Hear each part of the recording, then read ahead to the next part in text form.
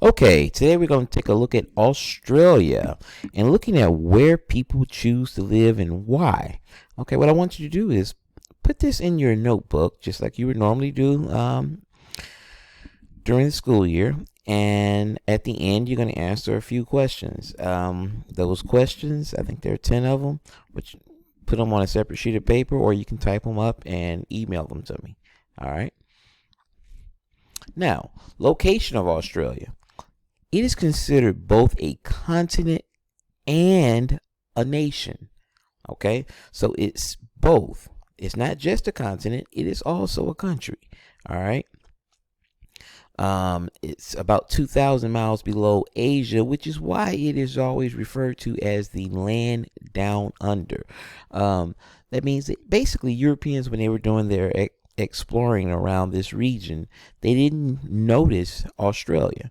And when they came to notice it, they called it the land down under because they thought it was hidden from them, sort of. All right. But make sure that you know that it is a continent and a country. All right. And if you look right here, you can kind of get an idea of what I mean here in terms of where it's located. All right. It's below Asia. Now, looking at this, it says coastal areas are the most populated. Okay, so that means most people lived along the coast, just like in Brazil and in Mexico. Okay, their biggest cities are Sydney and Brisbane. All right, Sydney, pay particular attention to because this is their most populated city. All right, it's in what we call New South Wales, and the reason it's called New South Wales is because there is a place in the UK called South Wales. And they simply just named it after that. You can look here at this population density map that shows where people live. The little black dots are, okay, well, here's Sydney, here's Melbourne, here's Brisbane. These are probably their three biggest cities here. All right. Now, it says 80% of all Australians live in what we call urban areas. Make sure you get that in your notes. Okay. 70% live in cities of more than 100,000. All right. So that means most people in Australia are in some way, shape, or form involved in some type of manufacturing in terms of business. All right, because if you live in the urban areas, you're going to do something with either manufacturing or in the service industry, one of the two. Okay. All right. Now, I want you to point to where you think Sydney is. And I'll give you a second. Is it here? Here? Do you have to go back and look? It's right there. Okay. And again, notice. All right. It's one of the most populated areas in the region. Look, all of this is mostly empty. According to this, there are only under 2 people per square mile in all of these areas here. Okay. And then these areas here are completely uninhabited. Now, the climate of Australia. This is going to give a large reason as to why people are on the coast. All right. Their climate is the opposite of ours in North America. All right. That is, we have winter during the time that they have summer. Okay. So look at their winter months and look at their summer months. All right. Notice it's the total opposite of ours. Now here's a map that shows rainfall.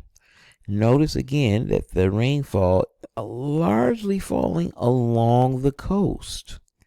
Not a lot in the interior part of the country. Okay? So if most of the coast is getting the rain, yes, you need to put this in your notebook, then that explains why a lot of people are going to live along the coast, because this is where your farmland is going to be. So when most people started moving to Australia, they're going to move in the coastal areas where they could easily set up farms. All right. In fact, looking a little closer, the northern area, which is up here, all right, that northern region is closest to the equator. So it's going to have a tropical climate, which means that it's pretty warm all year long. All right. So the northern part has a tropical climate. The central part has a mostly desert like climate. Okay. It gets very little rainfall. It's really, really dry. Okay. Super dry. Now, let's see. But the coast, okay, the southeast, particularly this area, the southeast coast, southwest coast, has a few people on it, but the southeast is where most Australians live. All right, and they have what we consider a temperate climate, very similar to what we have here in Georgia. All right, and as a result, because they have a mild or temperate climate, then that means that's where most people are going to settle. Okay, so make sure you have those two pieces of information there. They have a temperate climate, and because the southeast corner has a temperate climate, that's where most Australians are going to settle. All right. Again, look at this map here. It's going to show different parts of Australia. All right. And again, look at in terms of climate. This is a climate map. Look at who has the best climate. Well, you're looking for temperate, the mild climate. That's where you want to live. And again, that's where you would find Sydney. Okay, so their largest cities are all right in here. All right, Sydney and Melbourne, and then Brisbane. Yep, but this is where you're going to find the bulk of the people in Australia.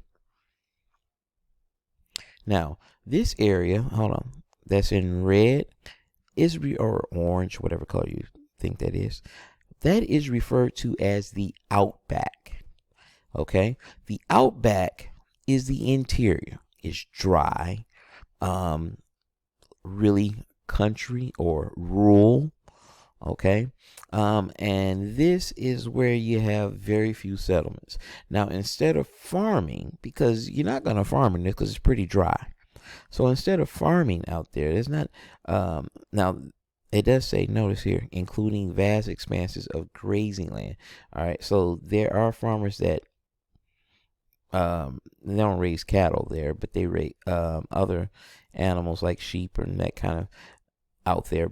But where you're going to find mainly out in the outback is this mining. Okay, mining. So even though it's not underlined, I would definitely stress that that is the major business of the outback, mining. Okay, so mining, and they mine for coal, iron ore, gold, silver, diamonds, lead. Okay, all right, and all kinds of other materials. But mining is what happens in the outback. Okay. In fact, I'm going to show you what it looks like. Yeah, and now it says that they have few roads going back into the outback. And that's because it's hard to build roads out into the desert. I mean, there aren't a lot of cities out there. But the places where they have found minerals, they have built roads to, and you can see there's a lot of strip mining, okay, where they completely strip the land of all of its whatever material that they're looking for. So like this hole right here, they dug it out and found whatever material they were looking for. All right, and then they left it. All right. Land, now, as far as farming, they only have 6% of their land that they can use for farming. All right, and think about the map that showed the rainfall. You saw where it's really, really dry and where it's really, really wet, and that was on the edges. Okay, so farmers here, with the land that they have, they're able to maximize that and produce far more food than what they need. And they're able to trade that extra food around the world. All right. This shows different types of land uses. Okay. And you can see where they have minimum use. All right. They haven't found any materials there. And it's just, I mean, not very many people that live there. All right. Now, I got a little quiz for you. What I want you to do is answer these 10 questions. Yes, 10. 1, 2, 3, 4, 5, 6, 7, 8, 9, 10. Okay. And then make sure you number them. Put your name on the paper, today's date, and email it to me at this address. All right. See you soon.